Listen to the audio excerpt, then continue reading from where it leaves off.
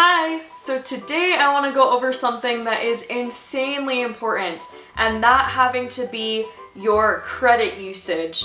So I know that this is such a fun and exciting time. You want a new car to go with the new house, you're wanting to buy new furniture, appliances, it's also fun, but I need you to wait. Please, please, please just wait until I have given you the keys to your house and we are all good to go, because if you don't, you may be living in that car and not even have a house, and those appliances and the furniture will have nowhere to go.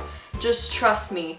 If you end up doing any of those things, it's going to mess with this process and make it pretty much impossible to get a home. So just follow these simple rules, be aware of these things, and we will avoid that ever happening. So the first thing that I want you to know is do not finance a car, any appliances, any furniture, anything like that.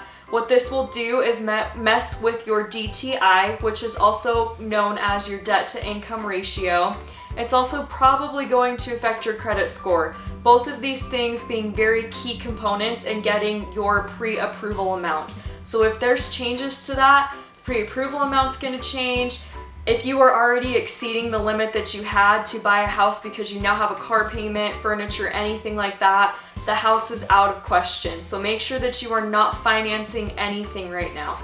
The next thing that you're going to want to make sure you don't do is do not open any new credit cards. None whatsoever. If you're at TJ Maxx and they tell you you can open up a card and you'll save $10, please just call me if you need the $10 or you want to save the $10. I will personally Venmo you $10. Just do not open up that card. Don't open up any new card as of right now. Again, it's gonna mess with so many moving parts and so many important things that need to be fixed right now. So just don't open any new credit. Just wait until we are done. The next thing to know is that you are not going to want to make any large deposits. If for some reason you need to make a large deposit, you need to get a hold of your lender and make sure that it's okay and they can trace that. The reason that you don't want to make a large deposit is because every single thing that is deposited needs to be traced. So if a big deposit comes in and they have no idea where it came from, it's going to look like dirty money, it's going to cause problems, a big no-no. So just make sure that you are not making large deposits. If for some reason you need to clear it with the lender first and make sure that it's not going to mess with this process and make it impossible.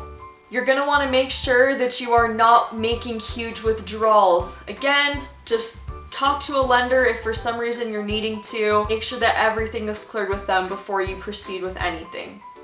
You're also going to want to make sure that you do not take out any new loans. Again, it's going to affect the DTI, your debt to income ratio, could affect your credit score. I mean, there's a lot of things that could just completely change. So don't do anything like that.